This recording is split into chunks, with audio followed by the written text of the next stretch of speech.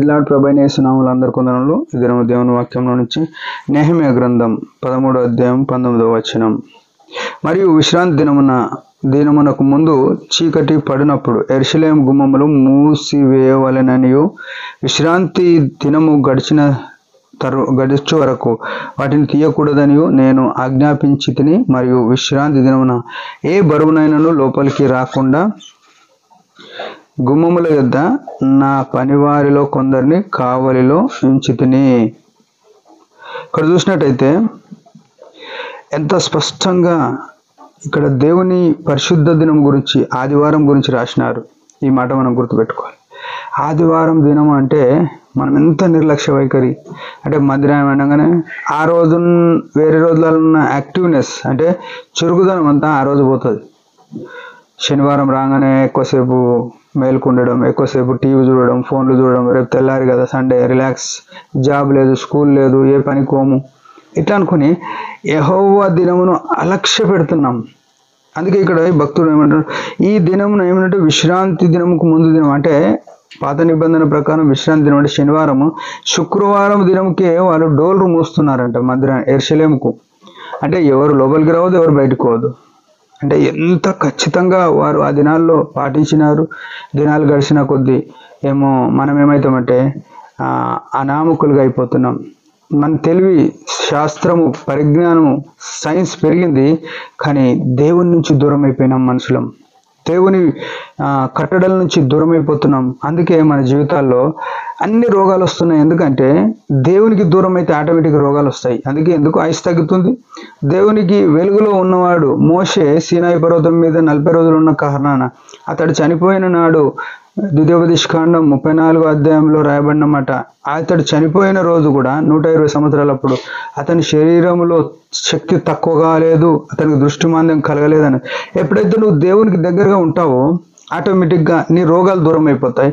నీ రోగాలు దూరం అయితే నీ ఆయుష్ పెరుగుతుంది.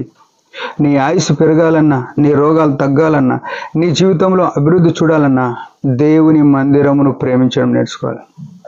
అన్న తనకు వచ్చిన సమస్య తన కుమారుడు లేకపోవడం, ఎంత నింద, గొడ్రాలు అని పేరుంది. తన సవితి పెనిన అవమానిస్తుంది, నీకు పిల్లలు లేరని. అట్లాంటి నింద ఈ భూమి మీద ఎవడు తీసివేయలేడు. ఆమె ఏం చేసిందంటే దేవుని మందిరంలో పోయి తన ఆత్మను కుమరించుకొని దేవుని బతిమలాడింది. దేవుడు కనుకరించినాడు. నీ సమస్య, నీ పరిస్థితి ఏమన్నా దేవుని సన్నిధికి వెళ్ళి కుమరిస్తే దేవుడు మాత్రమే విడిపించగలరు. ఒక్క డబ్బు లేకుండా ఈనాడు పిల్లల కోసం ఫెర్టిలిటీ సెంటర్లు పెట్టి ఎన్నో డబ్బులు ఖర్చు పెట్టుకుంటున్నారు, లక్షలు టెస్ట్ బేబీలని ఇంకా ఇవన్నీ.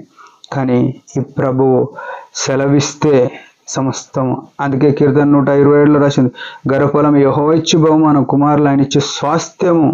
ఎంత ఘనమైన మాట. ఈ దేవుడు ఎప్పుడంటే విశ్రాంతి దినం, ప్రభు దినమును గణపరిచేది నేర్చుకోవాలి. వీళ్ళు ఏం చేస్తున్నారు, ఆ దినమున ఒక పనిగిన చేస్తలేరు. విశ్రాంతి దినమున ఏ బరువునైనా లోపలికి లేకుండా గుమ్మములు ఆ పని వాళ్ళని పెట్టిండంట ఆయన. ఎంత ఘనమైన మాట చూడండి. మనం ఏం చేస్తామంటే చర్చికి ముందు పని చేసుకుంటాం, చర్చికి వచ్చినాక పనులు చేసుకుంటాం. దేవుని గణపరచడం ఇక్కడ 1 సమూయేలు 2:30లో రాసిన మాట, నన్ను గణపరచు వారిని నేను గణపరుస్తా. దేవుని గణపరచడం నేర్చుకుంటే దేవుడు ఆటోమేటిక్ గణపరుస్తాడు. మనం దేవుని ఏమని గణపరచగలుగుతాం? పోతే టైం కోతుండొచ్చు, పాట పాడుతుండొచ్చు, ఆరాధనకుంటుండొచ్చు, అంతకన్నా ఎక్కువ ఏం చేయలేం. మన దశంభాగం ఇస్తామో ఇయ్యమో తర్వాత విషయం. కానీ దేవుడు గణపరిస్తే ఎట్లుంటుంది? ఆయన హస్తం ఎంత పెద్దది, ఆకాశము నా సింహాసనం, భూమి నా.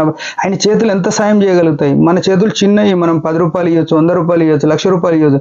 ఆయన ఒకసారి చేతి ఇప్పి మన మీద కుమ్మరిస్తే ఆయన చేతులు ఎంత పెద్దయి.